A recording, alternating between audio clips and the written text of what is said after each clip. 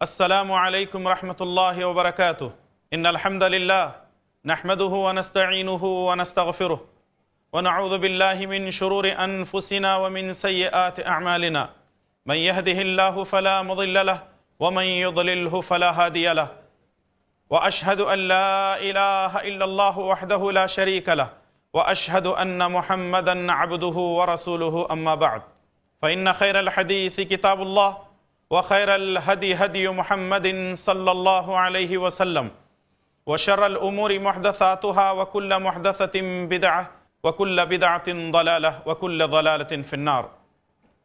فأعوذ بالله السميع العليم من الشيطان الرجيم من همزه ونفخه ونفثه يا أيها الذين آمنوا اتقوا الله حق تقاته ولا تموتن إلا وأنتم مسلمون. يا أيها الناس اتقوا ربكم الذي خلقكم من نفس واحدة وخلق منها زوجها وبث منهما رجالا كثيرا ونساء واتقوا الله الذي تساءلون به والأرحام إن الله كان عليكم رقيبا. يا أيها الذين آمنوا اتقوا الله وقولوا قولا سديدا يصلح لكم أعمالكم ويغفر لكم ذنوبكم ومن يطع الله ورسوله فقد فاز فوزا عظيما. أعوذ بالله السميع العليم من الشيطان الرجيم. وجوه يومئذ خاشعة عاملة ناصبة تصلى نارا حامية تسقى من عين آنية. رب اشرح لي صدري ويسر لي أمري واحلل عقدة من لساني يفقهوا قولي. اللهم انفعني بما علمتني وعلمني ما ينفعني وزدني علما آمین یا رب العالمین. تمام قسم کی حمد و ثنا، بڑائی اور بزرگی اسی اللہ رب ذوالجلال والاکرام کے لیے لائق و زیبا ہیں جو ساری کائنات کا اکیلا خالق، مالک اور رازق ہے.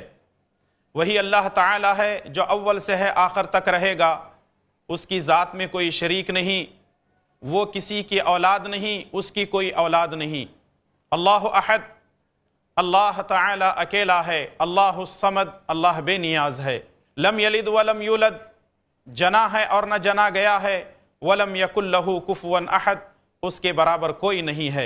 درود و سلام ہو تمام نبیوں پر، خصوصاً میرے اور آپ کے پیارے نبی امام الانبیاء والمرسلین، امام اعظم، قائد اعظم، مرشد اعظم جناب محمد الرسول اللہ صلی اللہ تعالی علیہ وسلم پر. ان اللہ وملائکتہ یصلون علی النبی یا ایہا الذین آمنوا صلوا علیہ وسلموا تسلیما.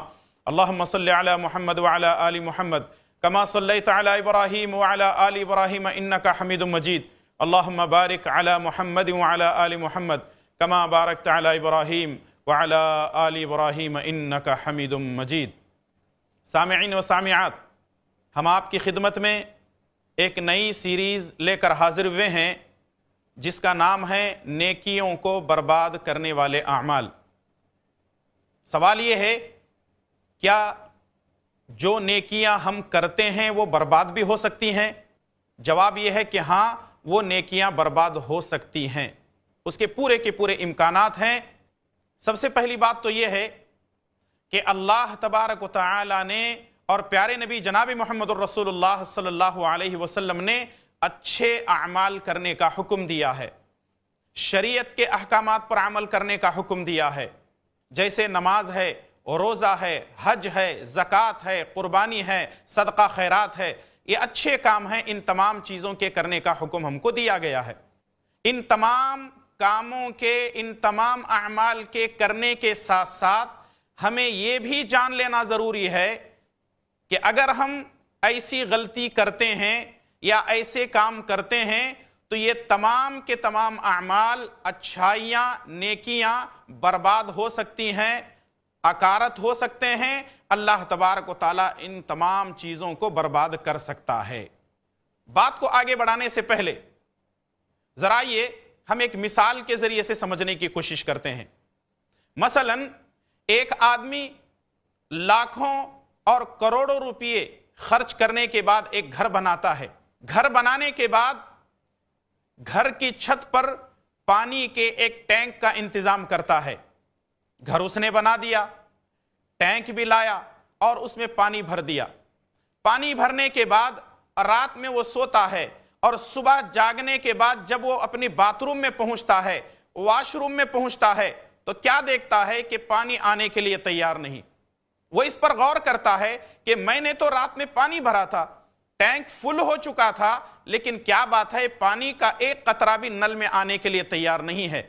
لیکن جب وہ پریشان ہوتا ہے، اپنے گھر کی چھت پر پہنچتا ہے، ٹینک میں دیکھتا ہے تو پانی کا ایک قطرہ بھی نہیں ہے۔ اس کا مطلب یہ ہے کہ پانی کے ٹینک میں سوراخ ہے جس کی وجہ سے پانی جا رہا ہے۔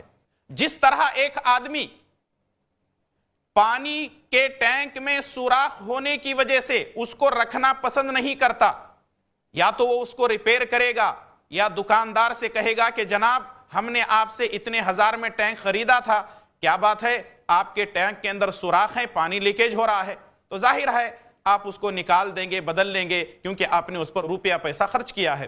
اسی طرح ایک آدمی نیکیاں کرتا جا رہا ہے، اچھے کام کرتا جا رہا ہے، اللہ تعالیٰ کی تعلیمات پر عمل کر رہا ہے، پیارے نبی جناب محمد الرسول اللہ صلی اللہ علیہ وسلم کی تعلیمات پر عمل کر رہا ہے، لیکن اس کے ساتھ ساتھ کچھ ایسے کام بھی کر رہا ہے جو ساری کی ساری نیکیوں کو ختم کرتے جا رہے ہیں۔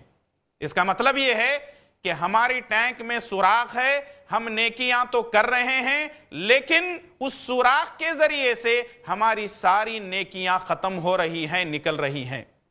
قرآن کریم کے اندر اللہ تبارک و تعالیٰ نے ایسے لوگوں کے بارے میں کیا بیان فرمایا ہے، ذرا یہ اس بات کو ہم جانتے ہیں، اور پھر اس کے بعد قرآن کریم کی آیات اور پیارے نبی جناب محمد الرسول اللہ صلی اللہ علیہ وسلم کے فرامین پر غور کرتے ہیں کہ نیکیاں کیسے برباد ہو سکتی ہیں اور نیکیوں کو برباد کرنے والے اعمال کون سے ہیں۔ سورۃ الغاشیہ سورہ نمبر 88 آیت نمبر 2 سے 5 کے اندر اللہ تبارک و تعالیٰ نے ارشاد فرمایا، وجوہ یومئذ خاشعہ، وجوہ یومئذ خاشعہ عاملۃ ناصبہ تصلی نارا حامیہ تسقی من عین آنیہ۔ اللہ اکبر! اے کاش ہم قرآن کریم کو سمجھ کر پڑھنے والے بنے ہوتے تو آج ہماری یہ نوبت نہ آتی۔ اللہ تبارک و تعالیٰ نے فرمایا وجوہ یومئذ خاشعہ، اس دن بہت سارے چہرے ذلیل ہوں گے، یعنی یہ قیامت کی منظر کشی کی جا رہی ہے۔ قیامت کے دن کچھ چہرے ذلیل و خوار ہوں گے، عاملۃ ناصبہ، محنت کرنے کی وجہ سے تھکے ہوئے ہوں گے، انہوں نے نمازیں پڑھی ہوں گی، انہوں نے روزے رکھے ہوں گے، ان کے پیشانی پر گھٹے ہوں گے، اور عبادات پر عبادت انہوں نے خوب کیے ہوں گے۔ تصلی نارا حامیہ، ان کے عبادات کا نتیجہ جنت ہونا چاہیے تھا۔ تصلی نارا حامیہ، اللہ تبارک و تعالیٰ نے فرمایا کہ ہم ان کو دہکتی ہوئی آگ میں داخل کریں گے۔ اللہ اکبر! چہرے ذلیل ہوں گے، انسان کے نام اعمال ہوں گے، سب کچھ اس کی اچھائیاں ہوں گی، لیکن سب کچھ ہونے کے باوجود اس کو دہکتی ہوئی آگ کے اندر ڈالا جائے گا۔ تسقی من عین آنیہ، اتنا ہی نہیں بلکہ نہایت گرم گرم چشمے سے اس کو پانی پلایا جائے گا۔ اس کا مطلب یہ ہے کہ بہت سارے لوگ دنیا کے اندر اعمال اچھے کیے ہوں گے، لیکن اچھے اعمال کے ساتھ ساتھ انہوں نے ایسے غلط کام بھی کیے ہوں گے جس کی وجہ سے ان کی نیکیاں کوئی کام نہیں دے گی، ان کی نیکیوں کا کوئی حساب و کتاب نہیں ہوگا، بلکہ اللہ تبارک و تعالیٰ ان کو دہکتی ہوئی آگ کے اندر داخل کرے گا۔ محترم سامعین و سامعات، غور کرنے والی بات یہ ہے کہ آج مسلم معاشرے کے اندر اگر ہم ایک نظر دوڑاتے ہیں تو ہمیں ہر جگہ لوگ نماز پڑھتے ہوئے نظر آتے ہیں، اور روزہ رکھتے ہوئے نظر آتے ہیں، قربانی کرتے ہوئے نظر آتے ہیں، حج اور عمرے کرتے ہوئے نظر آتے ہیں۔ کرنے والے کر تو رہے ہیں، اچھائیوں کو کر تو رہے ہیں، لیکن کیا ہم نے کبھی غور کیا یہ ساری زندگی کی عبادتیں اکارت اور بیکار ہو جائیں گی، اور پھر اس کے بعد اللہ تبارک و تعالیٰ ایسے لوگوں کو جہنم میں بھی داخل کرے گا؟ آخر وہ کون سے اعمال ہیں؟ نیکیوں کو برباد کرنے والے اعمال میں سے سب سے پہلی چیز ہے شرک۔ سب سے پہلی چیز یہ شرک اتنا بڑا گناہ ہے، اتنا بڑا ظلم ہے، اتنا بڑا منکر ہے کہ اس شرک کی وجہ سے اللہ تبارک و تعالیٰ انسانوں کے نیکیوں کو برباد کر دیتا ہے۔ یعنی جتنے ہم اچھائیاں کرتے جائیں گے لیکن شرک سے نہیں بچیں گے تو اللہ تبارک و تعالی شرک سے نہ بچنے کی وجہ سے ہمارے سارے کے سارے نیکیوں کو برباد کر دے گا، تباہ کر دے گا، یعنی سب کچھ ہونے کے باوجود بھی ہمارے حال خالی رہ جائیں گے۔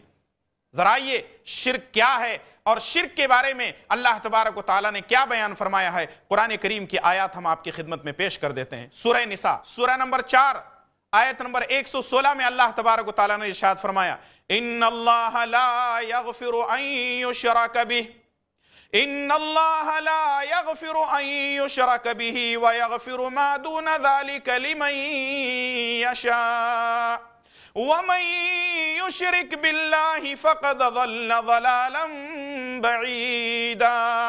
ان اللہ لا یغفر ان یشرک بہ، اللہ تبارک و تعالی مشرک کی مغفرت نہیں کرے گا، یعنی مشرک بخشا نہیں جائے گا۔ وہ شخص جو اللہ تبارک و تعالی کی ذات میں شرک کرتا ہے، اللہ کو تو وہ مانتا ہے، اللہ تعالی کی ذات پر یقین تو ہے، لیکن جب مشکلیں آتی ہیں تو اللہ کو چھوڑ کر کسی اور کے سامنے جا کر قربانی کرتا ہے، کسی اور کے سامنے جا کر ماتھا ٹیکتا ہے، کسی اور کے سامنے اپنی جھولیوں کو پھیلاتا ہے۔ اللہ نے فرمایا کہ میں مشرک کو کبھی معاف نہیں کروں گا، مشرک کی کبھی مغفرت نہیں ہوگی۔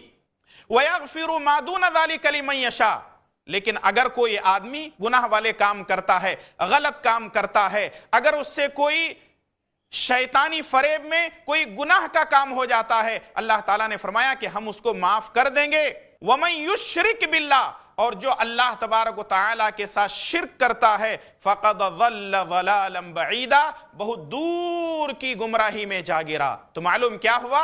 شرک ایک ایسا گناہ ہے، اللہ تبارک و تعالیٰ ہر گناہ کو معاف کر دیتا ہے لیکن شرک کو کبھی معاف نہیں کرتا۔ ہم نیکیاں تو کر رہے ہیں لیکن شرک کی وجہ سے ہماری نیکیاں برباد بھی ہو رہی ہیں۔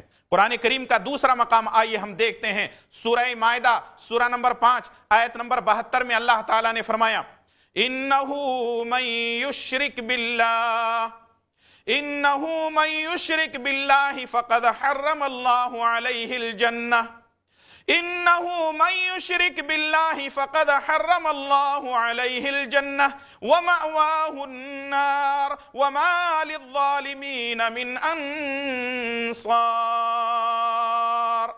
إِنَّهُ مَن يُشْرِكْ بِاللَّهِ، جو بھی اللہ تبارک و تعالیٰ کی ذات میں شرک کرتا ہے، فَقَدْ حَرَّمَ اللَّهُ عَلَيْهِ الْجَنَّةَ، اللہ تبارک و تعالیٰ نے مشرک کے لیے جنت کو حرام کر دیا ہے۔ وَمَأْوَاهُ النَّارُ، اس کا ٹھکانہ جہنم ہے۔ وَمَا لِلظَّالِمِينَ مِنْ أَنصَارٍ، اور ظالموں کا کوئی مددگار نہیں ہے۔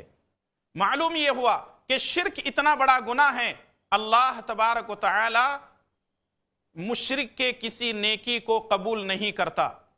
تو اس لیے اگر ہم نیک کام کر رہے ہیں، اگر ہم اچھائیاں کر رہے ہیں، ہمارے لیے ضرورت اس بات کی ہے کہ ہم شرک جیسے گناہ سے بھی اپنے آپ کو بچائیں۔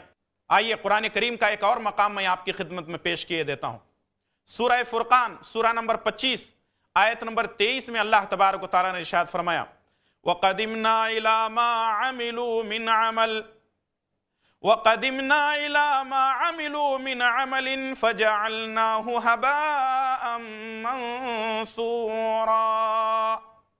اگر کوئی شخص نیکی پر نیکی کرتا ہے، کل قیامت کے دن جب اس کے سامنے تمام چیزیں رکھی جائیں گی، جو کچھ انسان کیا ہوگا وہ سارا کا سارا دھرا رہ جائے گا، اور ہم ادھر توجہ کریں گے، اس کو اڑتا ہوا غبار بنا دیں گے۔ معلوم یہ ہوا کہ جو کچھ ہم نیکیاں کیے ہوں گے، کل قیامت کے دن اس کی کوئی حیثیت نہیں ہوگی، وہ اڑتا ہوا غبار ہوگا، وہ گندگی ہوگی، وہ کچرا ہوگا، وہ ہوا میں یوں اڑ جائے گا۔ کیوں؟ کہ ہم نے نیکیوں کے ساتھ ساتھ شرک کیا، جس کی وجہ سے اللہ تبارک و تعالیٰ نے نیکیوں کو ختم کر دیا، نیکیوں کی کوئی حیثیت